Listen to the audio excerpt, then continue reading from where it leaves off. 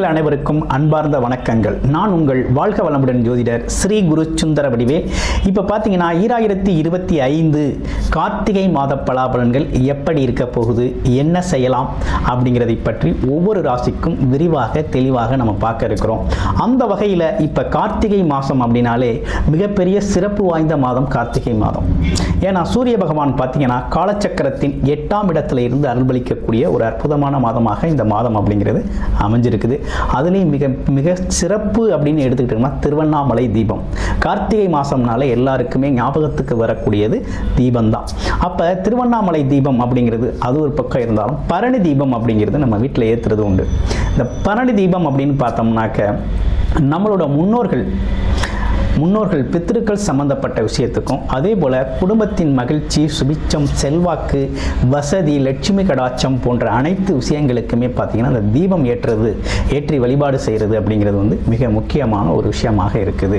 அப்போ இந்த கார்த்திகை மாதத்தில் இந்த கார்த்திகை தீபம் அப்படிங்கிறது பார்த்தீங்கன்னா கொண்டாடப்பட வேண்டிய மிகப்பெரிய முக்கியமான நிகழ்வாக இது இருக்குது.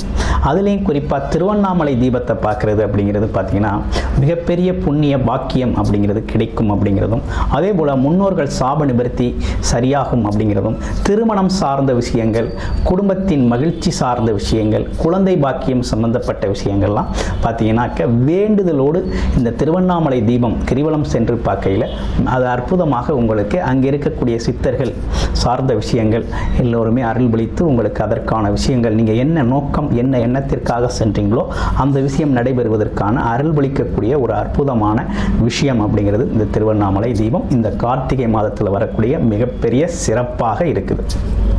அடுத்து இப்போ ஒவ்வொரு மாதமும் நம்ம ஒவ்வொரு ராசிக்கும் என்னென்ன விதமான பலன்கள் இருக்குது அப்படிங்கிறதை பற்றி கிரக மாற்றங்கள், கிரக பயிற்சிகள் அதை பொறுத்து ஒவ்வொருத்தருக்கும் ஒவ்வொரு விதமான பலன்களும் நட்சத்திர பலன்களும் சேர்த்து நம்ம கொடுத்துக்கிட்டு இருக்கோம். அந்த வகையில் பார்த்தீங்கன்னா இப்போ இந்த கார்த்திகை மாதத்தில் நடந்திருக்கக்கூடிய கிரக மாற்றங்களால் என்னென்ன விஷயங்கள் உங்களோட வாழ்க்கையில் எது சார்ந்த முயற்சிகள் கை கொடுக்கும், எது சார்ந்த விஷயத்தில் கொஞ்சம் தாமதமாக எடுத்துக்கலாம் அப்படிங்கிறதை பற்றி முழுமையாக விரிவாக நம்ம இப்போ பார்க்க இருக்கிறோம். இப்போ உங்களுடைய ராசிக்கு எப்படி இருக்கும் அப்படிங்கிறத விரிவாக பார்ப்போம். ராசி காலச்சக்கரத்தின் 2வது ராசியாக இருக்கக்கூடிய ரிஷபராசி அன்பர்களுக்கு இந்த கார்த்திகை மாதம் எப்படி இருக்க போகுது, கிரக நிலைகள் எப்படி இருக்குது அப்படிங்கிறத முதல்ல நம்ம பார்ப்போம். கிரக நிலை அப்படின்னு எடுத்துக்கிட்டோம் அப்படின்னா கிரக மாற்றங்கள்லாம் எப்படி இருக்குது அப்படிங்கிறத முதல்ல பார்க்கலாம். உங்களுடைய ராசிக்கு பார்த்தீங்கன்னா 3ஆம் இடத்துல குரு பகவான் வக்ரம் பெற்றிருக்கிறார். 4ஆம் இடத்துல கேது பகவான், 5, 6ஆம் இடத்துல பார்த்தோம் அப்படின்னா சுக்கிர பகவான் ஆட்சி பெற்றிருக்கிறார். உங்களுடைய ராசிநாதன் ஆட்சி பெற்றிருக்கிறார். 7ஆம் இடத்துல செவ்வாய் பகவான் ஆட்சி, கூட சூரியனும் சேர்ந்திருக்காங்க. புதன் பாக்கியாதிபதி புதனும் சேர்ந்திருக்கக்கூடிய ஒரு அமைப்பாக இருக்குது. 10ஆம் இடத்துல எப்போதும் போல ராகு பகவான், 11ஆம் இடத்துல பார்த்தோம் அப்படின்னா எப்போதும் போல சனி பகவான் வக்ரம் பெற்றிருக்கிறார். ஸோ இந்த காலகட்டத்தில் என்னென்ன விதமான விஷயங்கள் நடக்கும் அப்படிங்கிறத முழுமையாக நம்ம இப்போ பார்க்க போகிறோம். இப்போ உங்களுடைய ராசிநாதன் ஆட்சி பெற்று இருக்கிறதுனால ஒரு அற்புதமான விஷயம் நடக்குது. எதாக இருந்தாலும் சமாளிச்சுக்கலாம், எப்பேற்பட்ட விஷயத்தையும் சமாளிச்சுக்கலாம் அப்படிங்கிற தைரியம், தன்னம்பிக்கை அப்படிங்கிறது அதிகரிக்கக்கூடிய காலகட்டம். இப்போ என்ன நடக்கும் அப்படின்னா வேலை ரொம்ப நல்லாயிருக்கும். வேலை சம்பந்தப்பட்ட விஷயங்களில் எடுத்த முயற்சிகள் அனைத்துமே உங்களுக்கு கைகூடி சாதகமாக வரும். அதில் எந்த மாற்றமும் இல்லை. சாதகமான சூழ்நிலை உங்களுக்கு உருவாகிருக்கு. 2வது விஷயம், கேட்ட இடத்துலலாம் கடன் கிடைக்கும். எதிரி, வம்பு, வழக்கு, தொந்தரவு சார்ந்த விஷயங்கள்லாம் உங்களை விட்டு பயந்து ஓடும், விலகிச் செல்வார்கள் அப்படிங்கிற நிலை இருக்குது. அடுத்து பாருங்கள், பண வரவு, பணத்திற்கான முயற்சிகள் அனைத்துமே கைகூடும். அடுத்து குடும்ப பிரச்சனை முதல்ல சரியாகும்பா. இந்த கோர்ட்டு கேஸு, வழக்கு, விரிவினை, அதே நேரத்தில் விவாகரத்து சார்ந்த விஷயங்கள் இது எல்லாமே பார்த்தீங்கன்னா ஒரு சுமூகமான பேச்சுவார்த்தை அப்படிங்கிறது நடக்கும். திருமண பாக்கியம் கைகூடும். எப்படி? திருமண பாக்கியம் கைகூடும். திருமணம் இதுவரை நடக்கலை, ரொம்ப முயற்சி பண்ணிக்கிட்டு இருக்கிறோம், நடக்குமா நடக்காதாங்கிற சந்தேகம் இருக்குது அப்படின்னா கண்டிப்பாக திருமணம் கைகூடும், திருமண பாக்கியம் நடக்கும், வரன் அமையும். அதில் எந்த சந்தேகம் இல்லை. நல்ல வரனாகவே உங்களுக்கு அமையும். அற்புதமாக இருக்கக்கூடிய மாதம் இந்த மாதம். அடுத்து உங்களோட பாக்கியாதிபதி 7ஆம் இடத்துல இருக்கிறதுனால கணவன் மனைவி, மனைவி கணவனுக்கு பார்த்தீங்கன்னா உதவி செய்யக்கூடிய, ஒற்றுமையாக இருக்கக்கூடிய, குலதெய்வ கோயில்களுக்கு போயிட்டு வரக்கூடிய, பூர்வீக இடத்துக்கு போயிட்டு வரக்கூடிய, பூர்வீக சார்ந்த விஷயங்கள், மக்களை சந்திக்கிறது, இப்படிப்பட்ட விஷயங்களுக்கெல்லாம் ரொம்ப நல்லா இருக்கு. அடுத்த அரசு காரியங்கள் சார்ந்த விஷயத்தில் இந்த காலகட்டத்தில் இறங்குனீங்க அப்படின்னா அரசுத்துறை சார்ந்த விஷயங்களை நீங்கள் சாதிச்சுக்கலாம். படிக்கிற குழந்தைகள், மாணவர்கள், போட்டித் தேர்வு எழுதுகிறவங்களுக்கெல்லாம் இது நல்ல ரைட் டைம். தாராளமாக எழுதுங்க. உங்களோட தசாபுத்தி நல்லா இருந்துச்சுன்னா உறுதியாக ரொம்ப சக்ஸஸ்ஃபுல், நல்ல வெற்றி கிடைக்கும். அதில் எந்த சந்தேகமும் இல்லை. நல்லாயிருக்கு. அடுத்து என்ன விஷயம் இருக்குது அப்படின்னு பார்த்தோம்னா, தொழில் சம்மந்தப்பட்ட விஷயம் எப்படி இருக்குது அப்படின்னா ரொம்ப அமோகமாக இருக்குது. தொழில் சம்மந்தப்பட்ட விஷயம் ரொம்ப நல்லா இருக்குது. தொழில் நல்லா இருக்குது. நல்ல லாபம் வரக்கூடிய அமைப்பு அப்படிங்கிறது உருவாயிருச்சு. இதுவரையும் தொழில் செஞ்சோம், ஆனால் லாபம் இல்லையப்பா அப்படின்னு சொல்லி நிறைய பேர் சொல்லியிருக்கீங்க. ஏன் லாபம் இல்லை அப்படின்னா, சனி பகவான் லாபஸ்தானத்தில் வந்து லாபத்தை குறைச்சிட்டு இருந்தார்.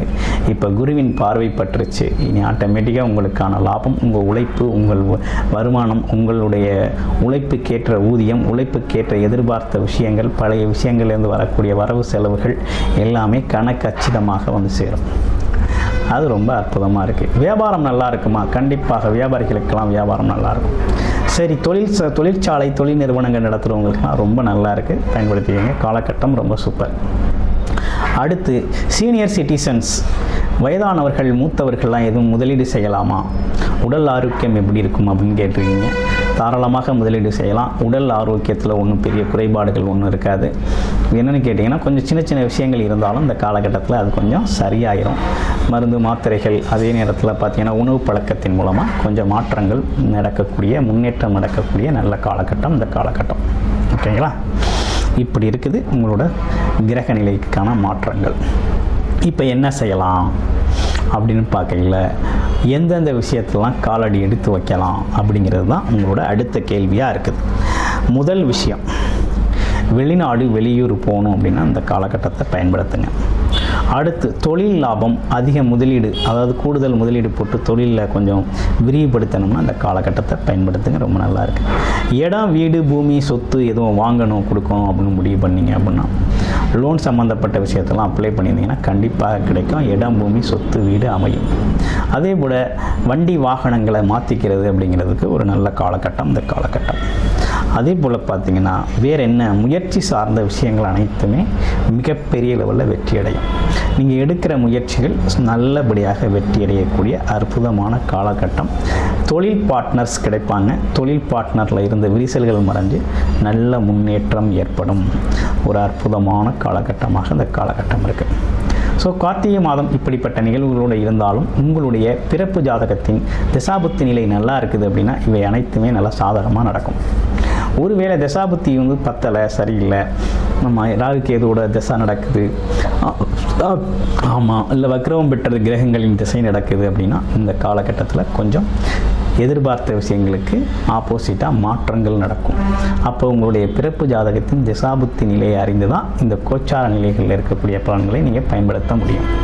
அப்போ சாதக பாதகங்கள், உங்களுடைய பிறப்பு ஜாதகம் அப்படிங்கிறது ரொம்ப முக்கியம். திசாபுத்தி பார்த்துக்கிட்டு பலனிடுங்க, ரொம்ப நல்லாயிருக்கும். நன்றி, வணக்கம், வாழ்த்துக்கள்.